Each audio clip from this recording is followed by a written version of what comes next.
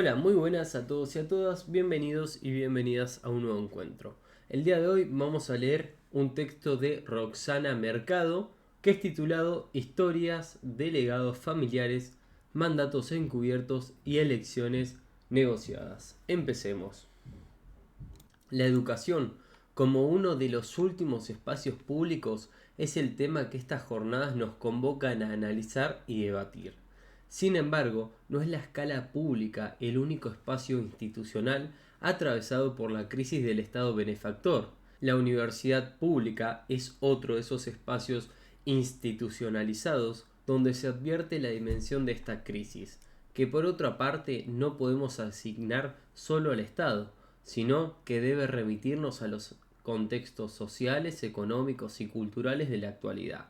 Contextos de cambio, de incertidumbre, de caos social, contextos de riesgo, contextos que se producen en plena transición de un siglo que culmina hacia otro siglo que apenas comienza.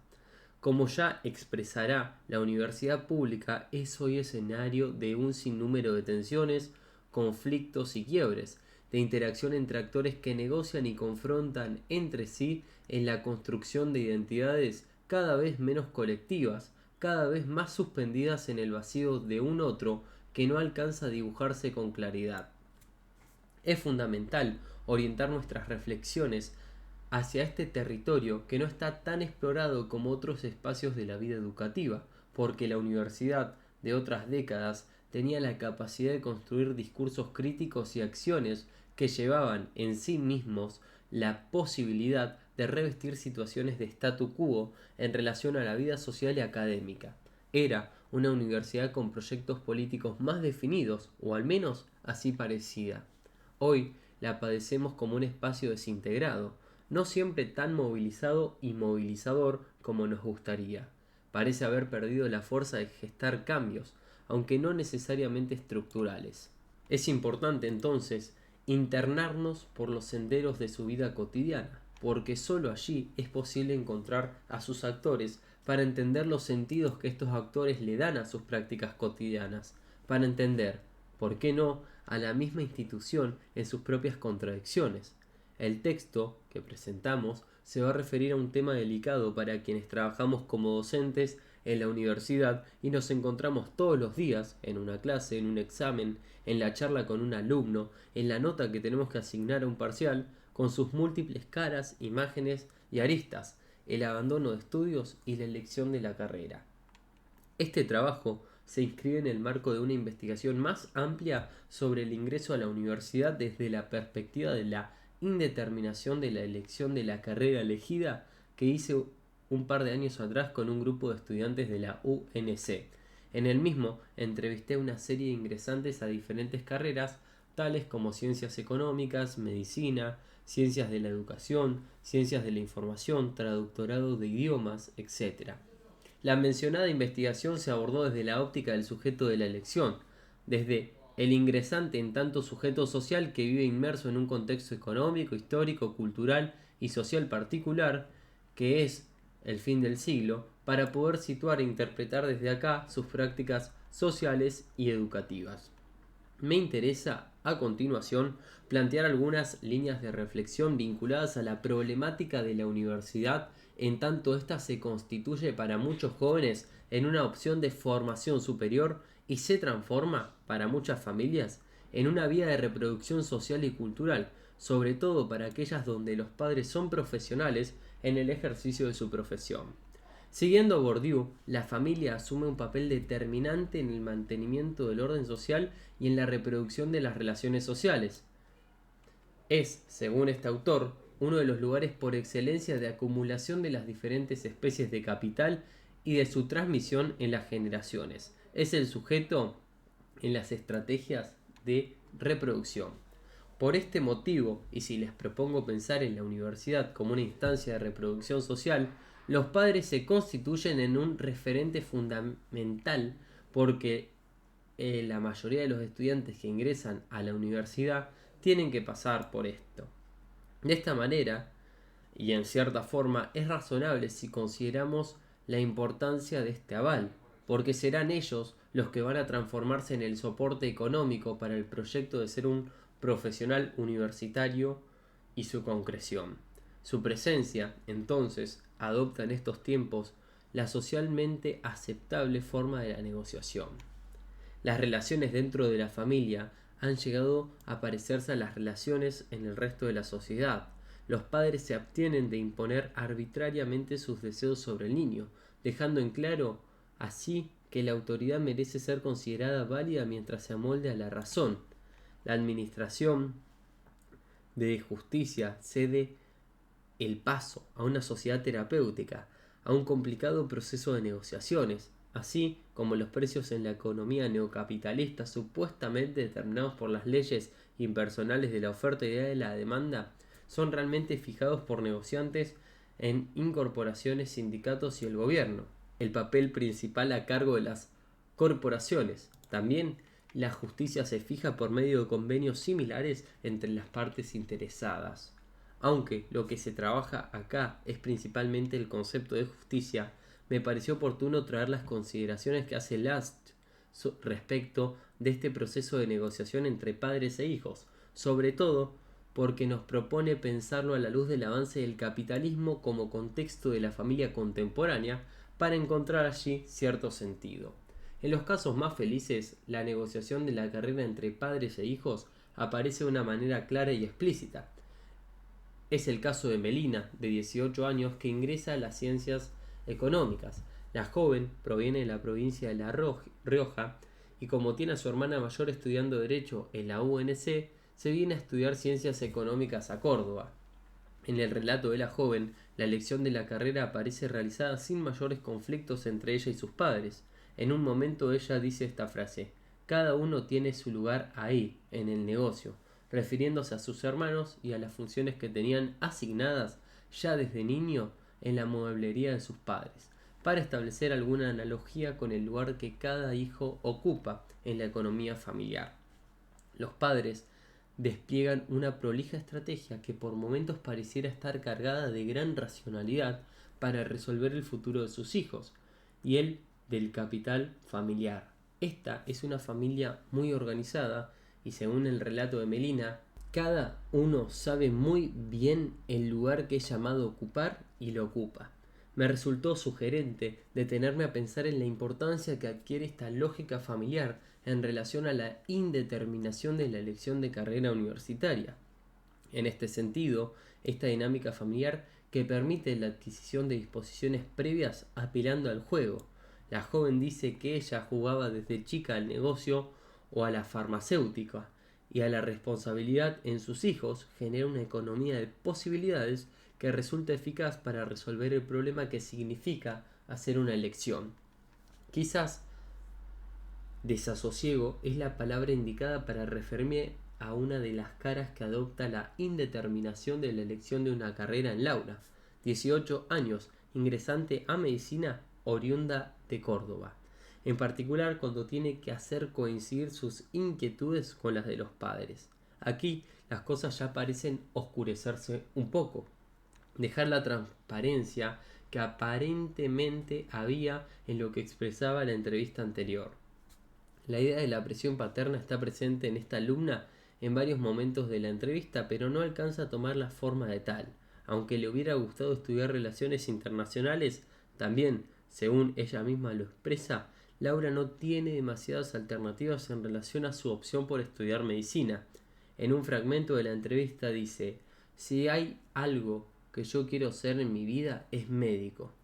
Bourdieu hace una observación crítica al tema de la vocación cuando la plantea como un largo proceso por el cual se produce un ajuste entre las posiciones y disposiciones, vinculadas con las trayectorias del sujeto, de los agentes en un campo social determinado y al término del cual los campos se aseguran agentes dotados del hábitus necesario para su buen funcionamiento.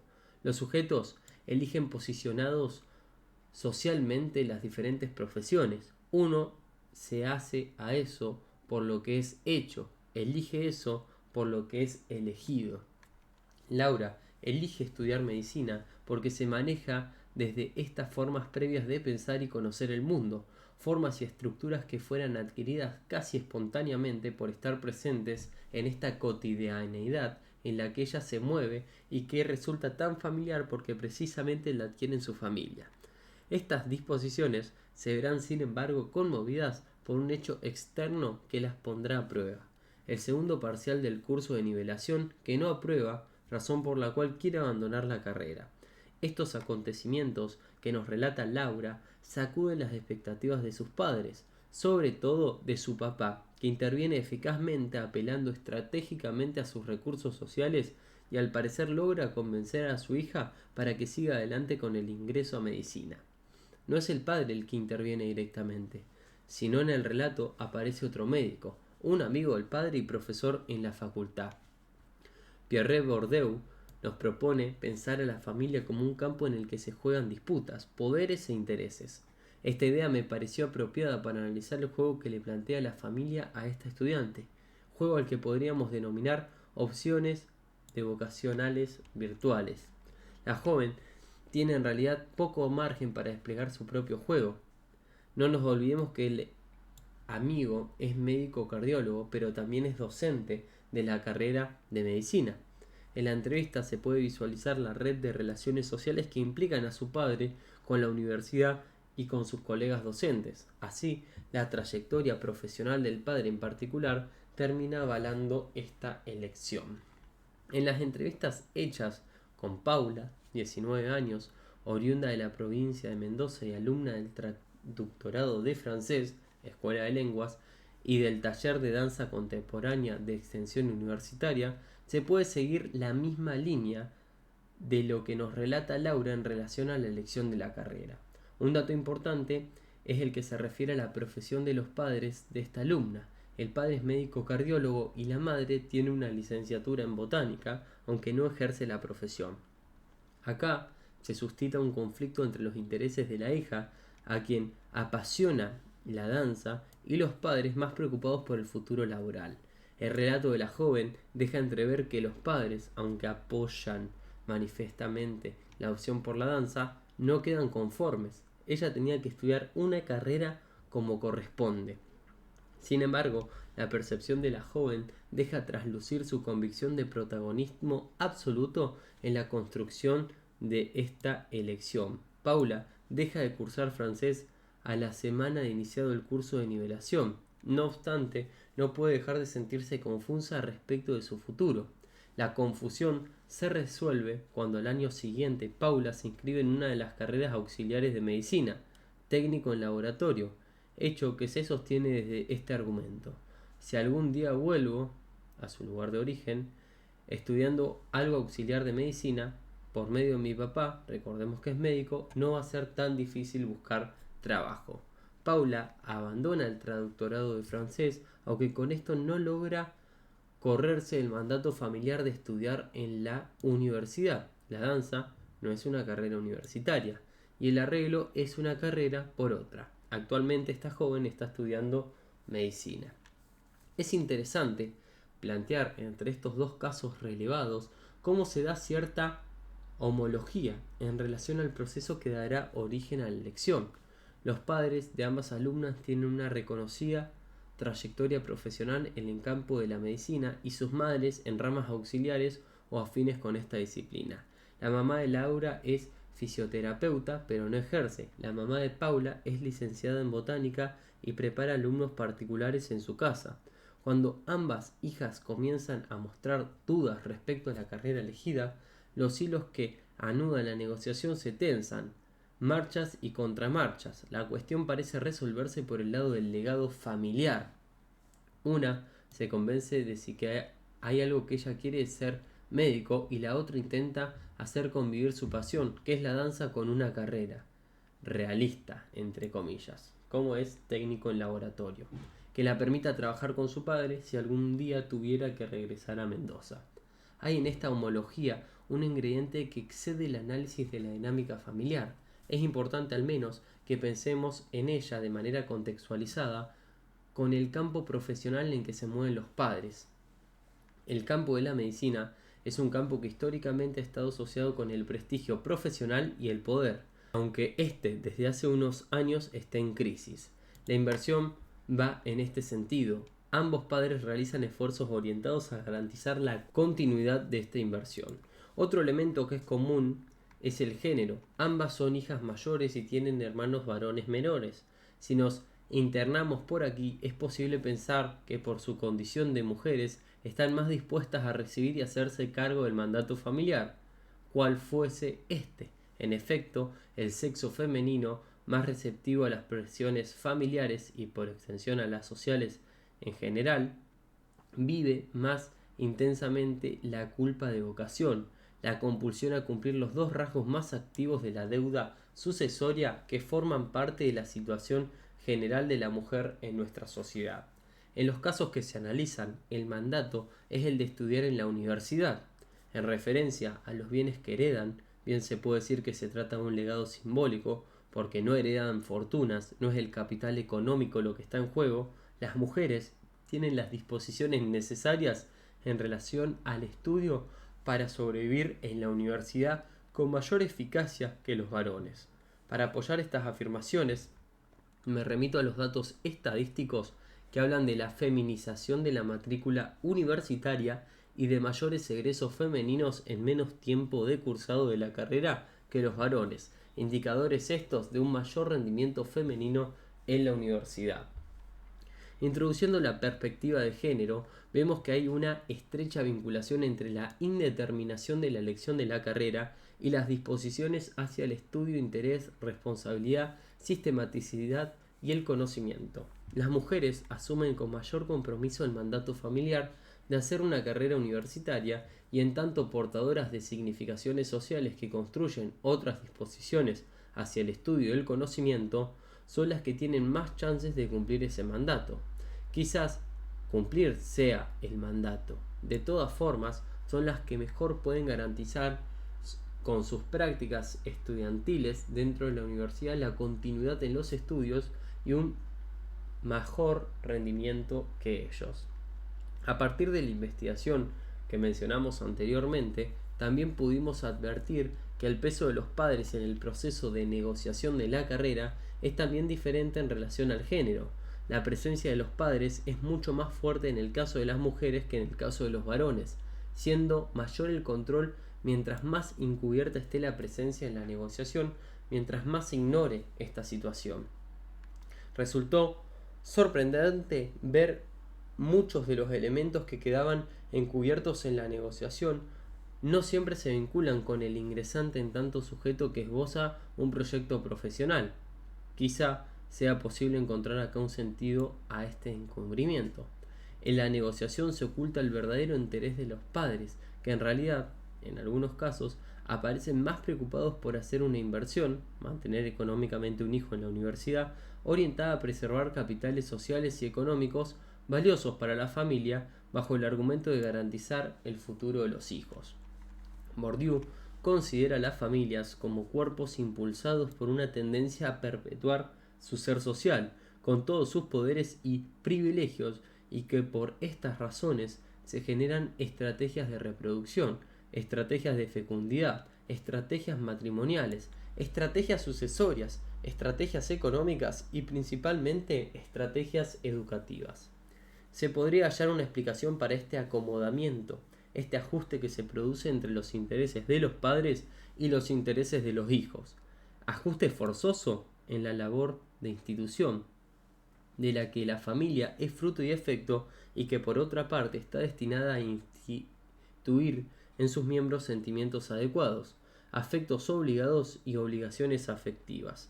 Al decir del autor, Bourdieu, que garanticen la integración, que por otra parte es condición de su existencia y persistencia. Esta construcción continuada del sentimiento familiar se constituye en un principio cognitivo de visión personal y visión social, generando un principio afectivo de cohesión que implica la adhesión vital a la existencia de un grupo familiar y a sus intereses. No podemos situar a los padres en el lugar de la posibilidad plena ni tampoco como límite absoluto en la negociación de una carrera. Desde esta perspectiva aparecen como divididos, presos de una contradicción, la que a menudo ocurre cuando los intereses de sus hijos no están orientados a preservar los capitales económicos, culturales y sociales que a ellos les significó algún costo construir o mantener. De todos modos, no puedo atribuir la fuerte presencia que tiene en la negociación exclusivamente una serie de estrategias destinadas a la permanencia del capital familiar. Propongo pensar también en el amplio margen de indeterminación dentro de los cuales los estudiantes eligen una carrera, es decir, definen sus intereses como una situación propicia de control y la presión de los padres.